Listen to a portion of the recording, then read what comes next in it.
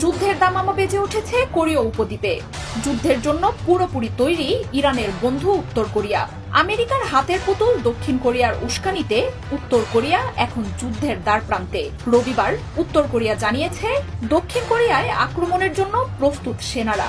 জবাবে দক্ষিণ কোরিয়া বলছে নাগরিকদের নিরাপত্তায় এক বিন্দু ব্যাঘাত ঘটলেও পিয়ংইয়ংকে চরম পরিস্থিতির মুখোমুখি হতে হবে।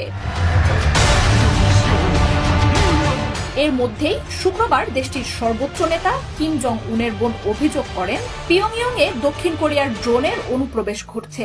এসব ড্রোন ব্যবহার করে সরকার বিরোধী লিফলেট ছড়ানো হচ্ছে বলে জানান তিনি।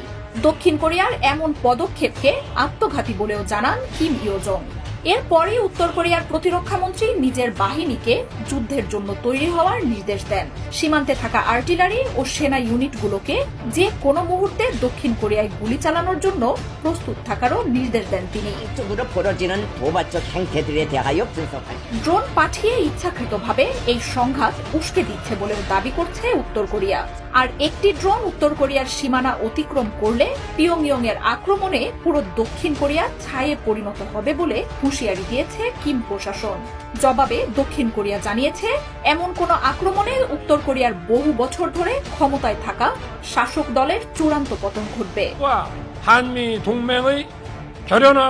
এই উত্তেজনার মধ্যেই উত্তরাঞ্চলে দেশ দুটির মধ্যকার সংযোগ সড়ক ধ্বংস করেছে কিম জং উনের দেশ। পাশাপাশি পরিস্থিতি আরো উস্কে দিতে স্পেস রকেট উৎক্ষেপণও করতে যাচ্ছে দেশটি। দূরপাল্লার ক্ষেপণাস্ত্র প্রযুক্তির এমন পরীক্ষার উপর জাতিসংঘের নিষেধাজ্ঞা রয়েছে। দক্ষিণ কোরিয়ার সাথে থাকা সীমান্তে এরই মধ্যে অ্যান্টি ট্যাঙ্ক ব্যারিয়ার আনা সহ মাইন দিয়ে ঢেকে রেখেছে অঞ্চলটি। নিজেদের অত্যাধুনিক দূরপাল্লার অস্ত্র যুক্তরাষ্ট্রেও আঘাত হানতে সক্ষম বলেও জানানো হয়েছে। এছাড়াও পারমাণবিক বোমার আঘাতে দক্ষিণ কোরিয়া ও যুক্তরাষ্ট্রকে গুঁড়িয়ে দেওয়ারও হুঁশিয়ারি দেন কিম জং উন।